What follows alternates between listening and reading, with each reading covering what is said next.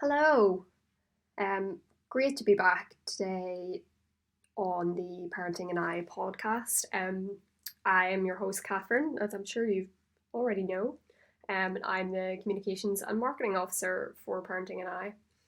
Today we have a really exciting episode on the subject of working mothers and also kind of working parents in general, not just specifically on working mothers, but as Mother's Day falls in March, we thought that was a really good subject to discuss. Um, it's really interesting for us today as well because we have a guest on from outside of Parenting and I. So today we have Gail Toal chatting to me, who is the Financial Wellbeing Manager for Bank of Ireland. Gail is chatting to me today on, her personal experiences of being a parent. She isn't necessarily speaking on behalf of the organisation itself, but she has some really incredible experience of, trying to parent while having extremely demanding corporate job. So she really is a wonderful person to discuss here, and she's also a really big advocate on managing yourself, looking after your own well-being, and being the best person that you can be in terms of a parent, but also bringing that into the workplace and kind of managing the two side by side. So I hope you'll really enjoy our episode today. So what do you think is the biggest challenge faced by mothers in the workplace? Well, thanks a million, Catherine, for having me along to chat about this. So hopefully what I get across is interesting, and hopefully mums can actually relate to this. I suppose for me, personally, the biggest challenge at the minute has been the shift to working from home, or living in work, I like to call it, and actually living in school now at the minute as well. But I know there's lots of mums that are still travelling to the workplace, and I know lots of challenges do still remain. I suppose the main one for me is that inability to maintain that work-life balance. I definitely think for a mother, working full-time can be extremely exhausting. You've got to handle your professional work. You've got to do what you need to do around the house on a daily basis, whilst looking after your children. And I only have one boy, but I don't know how mums with more kids actually get the work done. I think it can really affect your work-life balance, and it does take a toll on your emotional and your mental health. And I think I've seen a lot of that for myself, even personally. There's always that constant grapple with guilt as well. And I'm saying mums are probably cheering when they hear that, because I do think we just feel so guilty. We have dreams, we have aspirations, but according to societal norms, the mum is kind of the person who looks after everybody in the family. You're the nurturer. And I think that's why there's a constant and ceaseless feeling of guilt. And I think that remains in the conscious of all mothers. I think if you choose your careers over your home, you're placed in a questionable position. And I've seen that in different places that I've worked in as well. There's that rift between passion and obligation. I'm really passionate about what I do. But again, I suppose daring to dream and being ambitious, they're two aspects of human nature. We're all human at the end of the day. But I think considering a working mother needs to kind of tend to the needs of their family, there's always that underlying conflict between, what I want to do and what I must do. So again, you're kind of, what do I do? Do I go with what I need to do or what I'd really love to do? And I think then another common challenge is really that need to multitask. I know we joke, and we'll say, I'm always saying to my husband, about you need to multitask. I have to multitask, and and I'm rhyming off all these things I have to do. But I think in all seriousness, whether you're working from home, which I think is harder this time round, or working at an office, I think you've got to really tackle the time between your personal and professional life. And it's really difficult because those lines can blur. So that is a real challenge, big challenge.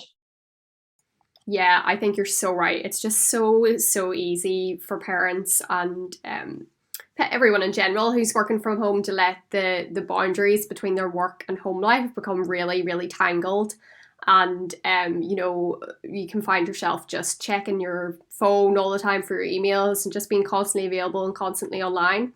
That isn't really a healthy way to manage like a work life balance. So I think like good tip is kind of like having a start and an end your day, like replicating how you would kind of start your day by like, you know, driving to work and then driving home. So maybe like at the beginning of the day, you can go for a walk in the morning, or you can do that in the evening. And then, you know, at the opposite time, you can maybe like have a cup of tea and turn everything off and have like an hour without any digital time. And that can kind of mimic you turning off from work in the same way that we used to before. So yeah, that can help. So on that note, how do you manage your work-life balance and keep time free for your child as well, Gail? Well, for me personally, one of the biggest benefits of working from home actually is the flexibility. I always did have quite a flexible role anyway, which I'm extremely thankful for. And I would have had Friday as that day from working from home anyway, so it wasn't too hard for me to kind of get into that routine. But I suppose remote work actually even gives me flexibility to progress in the workplace, even whilst balancing carrying responsibilities, you know, so I still keep in contact with everything that's happening. And I can do that remotely as well as being in the office. I do think that the shift to remote work during the pandemic has removed some of the stigma associated with balancing caring and working duties, which is great as a working mom. And for me, I don't even have to really worry about now being stuck in a meeting. I'm thinking to myself, how on earth am I going to get up this M1 and get home in time? And know that my own mum will be panicking, wondering where I am. So Yeah. again, it's, you know, it's not having that to worry about as well, which is great. I do also think now, though, as I said there earlier, we are now living in school even and living in work. And we do need to balance kind of the homeschooling piece with work commitments and everyday life, which is not easy and can be quite stressful. And that's not just for me, that's everyone in the household. And I'd say that happens and is happening in a lot of households across the UK at the minute. But what works for us, and as I say, this may not work for everybody, but we seem to have it down to a bit of an art, and this works. So we really try to stick to a daily routine. And that's really no matter how much work we both have, and that's my son and I, and really remembering to take time away from the laptop, time away from the iPad. And I do think it's very important to prepare your week in advance. Any managers I've had have always kind of instilled that in me, you know, to get your prep done for the week ahead. I always block out 9 a.m. to 10 a.m. And that just works because it means that we can take a look and see what's happening in homeschooling for the day. And I can have a look and see what the diary looks like for today and see, is there something where, you know, I need to kind of take time away or where I can't support my son to get his work done. So I stick by that. And I've started doing that actually this second lockdown, or third or fourth or whatever one we're in. Whichever one we're in now. Whichever one we're in now. We do have dedicated breaks, and my son has actually brought this in because he used to say to me, Mum, we do get a break at 11 in school, and then we will get our lunch at 1. So we stick by this, and then I know kind of where the limits are. He knows where the limits are, and then he knows what's expected of him too. And it just kind of helps things run a wee bit smoother. And then I do block out the 4 to 5 as well. So this is what you were talking to, back to that, trying to stop those lines being blurred at the end of the day. It gives me a chance to have a look back and think, right, did I get everything done I need to do? And if I didn't, where can I possibly carry this forward to the next couple of days within the week, and look at the commitments and just see what meetings I have and what I need to be prepared for. On a very odd occasion, I may go back onto the laptop later in the evening if there's something that I really know needs done. And I think that's a personal thing for me, because if I can kind of tick it off my virtual list and I know it's done, it just helps me relax and even sleep better. So I know it's not a great thing to do that, but listen, it helps me. The whole exercise piece is important for me. And I mean, I think that me time's a big thing for working parents. You know, even if I can get one form of exercise in daily, whether that is even just walking to my mom's house, whether it's kind of heading to even getting some piece of shopping and kind of walking around on my own, even just for an hour or so, it just really helps. You just need to get away from electronics and everything in front of you. Again, I've learned to say no professionally and personally. And I think that's a big thing. You've got to take control. You have to take control and prioritize what's important. You really do. And I have a really good manager, and no matter who my manager has been, I've always been very transparent with what I need. Yeah. And I'm not afraid to kind of say, do you know what, I'm struggling with this, or no, I can't get that done. Can you push it out to next week and maybe give me a little more time to do that? And they're very agreeable and very, very supportive to that. We do try to have our little weekly family days out as well. Keeps us all active, keeps the conversations between the family flowing. Again, it just brings you back down to what's really important, and that is family.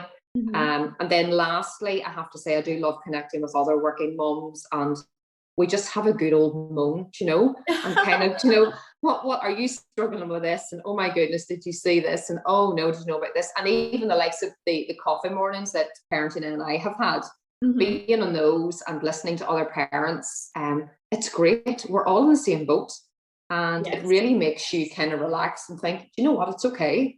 Yeah, it is okay. So how do you relax between work and raising children, Gail? What tips do you have for other mothers to look after themselves? Yeah. I think this is a real hard one. And again, this comes back to the whole parent guilt piece, isn't it? Or mom guilt.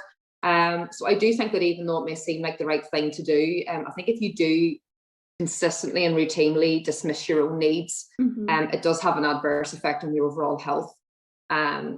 And it's something that I know for me, it can make you quite irritable.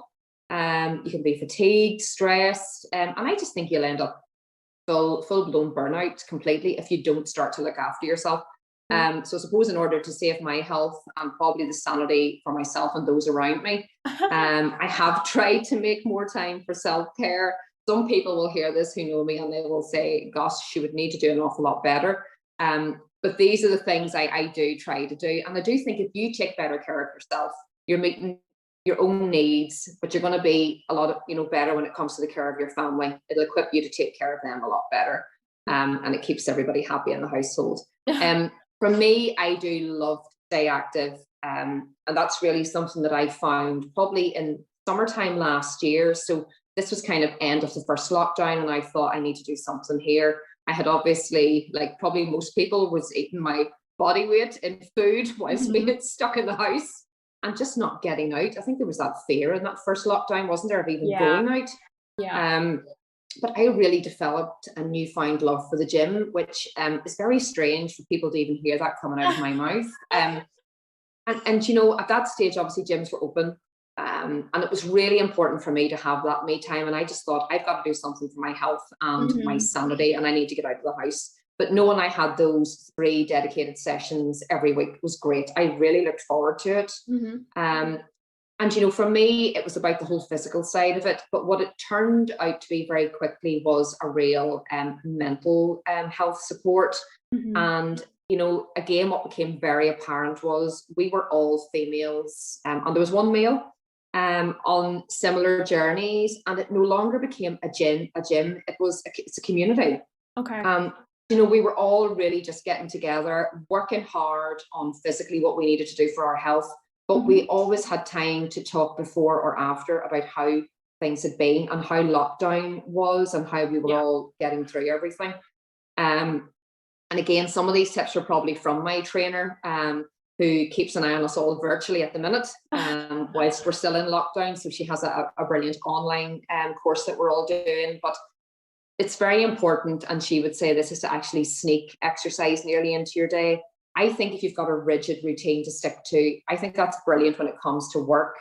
When it comes to me, sometimes I know I've got a workout schedule to do, but I just know I'm not going to get it done. So at that stage, it's like, right, get out and get a walk, because you'll maybe get that done quicker, or if it's later at night. So I do think it can be challenging to stick to a usual routine. But I suppose I try to kind of choose outdoor activities, even that I can do alone, or even with my son for company. And I think at the minute, because the weather hasn't been too bad, it's about getting fresh air every day. But I think just remember that consistency is the key when it comes to that. Whatever you're going to do, try and stick at it and be consistent. I know a number of friends do take advantage of early mornings, and that's one of the things they would do. It's a really good way of ensuring that you actually don't miss out on your me time. Yeah. Plus, I have to say, once you actually get up and do it, it's a brilliant way to start the day. Just sets you up for the day ahead, and nothing's too much bother. Everything seems a lot easier when you've exercised in the morning early. And really just invest time in your health. I know people probably hear that, and I am not trained health expert by any means, but I've learned an awful lot from the trainer I currently have. And your health and well-being is just as important, your own as that of your family members. So be mindful of what you're eating. And again, I am doing that because I know that my coach can check up on me virtually, so I am very careful. And it's that old adage of kind of loading up on your healthy eating and getting your water intake in. It sounds like so maybe patronizing saying that to people, but really does make a difference. And I can really tell you, I can sing that. I have seen it completely. Prioritizing sleep is a big one. And I would be very guilty of my mind racing at night and keeping the old book beside the bed and thinking, I need to write that down, I'm going to forget. Yeah. But when I started kind of doing the mornings and the afternoons and blocking the time out, that kind of nearly takes that away. I think getting adequate sleep, it's very basic, but it's crucial self-care practice, actually getting the proper sleep. And my trainer is very vocal about that, because when we talk about how we feel on a week-to-week basis, doing what we're doing, it's, well, have you done this? Are you getting sleep? And if you want to even get those desired results, you just need to get the sleep in. And I think the last thing is really difficult for a lot of people, and that's not to be afraid to ask for help. Raising your kids as well, looking after your family, maintaining a social life. There's so much pressure on parents, so much pressure on working mothers to be everything, to be perfect in everything that they do all the time, and never drop the ball at work, never drop the ball at home. You can't do everything. You can't always do everything. And live through this year has been extremely traumatic for many people. Some people have experienced loss, or they've found the separation from their other family and friends really difficult. And just be a bit nicer to yourself, and accept that sometimes the washing isn't going to get done, and that's not the end of the day. That's not the end of the world. Yeah, true. Very the sun true. will still come up the next morning. Yeah, no, that's true. Very true. So, kind of on that note, like, what support do you think that workplaces can put in place to help the working parents in their organisation? Yeah, and I suppose this is something that, where I work in particular, a lot of work has actually been put into making sure that employees and their extended families are supported. I suppose at present it does really feel like we're in some sort of a remote working revolution. And I do think it is critical that organisations put the right conditions, in place to ensure the impacts of this are felt equally by parents. I suppose for my own working environment, we've been given the opportunity to actually take part in an organisational survey to really help shape what a return to the workplace may look like, or how we can be supported in this current moment. So whether that's permanency, working from home, or working between agile hubs and home, even on a rotational basis, we've been able to shape that with our own voices, which is brilliant in my current organisation. I do think as well, going forward, organisations will need to be mindful of when they are advertising roles, of what's expected in terms of location and flexibility, because to your point earlier, I think people, even myself, have got so used to working from home now. I think it's going to be really, we're talking about kids going back to school. I think I will find it really strange having to go back to an office. Even making that commute is going to be really, really weird. The change, you're getting into a routine where you're maybe not getting up as early to make those long commutes. So that's going to be a real change. And again, I do think whenever it comes to organisations thinking about advertising roles and recruitment, it's an opportunity to actually recruit the right person who's best qualified for the role, but they mightn't even live anywhere near where the main office is. And I sometimes think we've been stuck by that, where you're maybe restricted to where you can advertise. But I think this gives more people opportunities to work in other organisations. We're very lucky where I work because we have a fantastic parents and carers group and a network who are actually part of our overall inclusion and diversity network. And we've got a really good AAP provider that's there to support our personal and professional needs. And that's not just for us as an employee, it's for our extended families, which is really good peace of mind. And I mean, the parents and carers is brilliant as a group. And I'm part of the parents and carers group. We're trying to become more connected and make the employees more connected with what we actually can give them and how we support them, and make sure that it's not something that's only an odd seminar or a webinar every now and then. It's to make it that there's a resource there that they can actually work through whenever it suits them, and let them self-select and source actually what they need. I do think having access to supports like that, it really engenders an overall foundation of general well-being.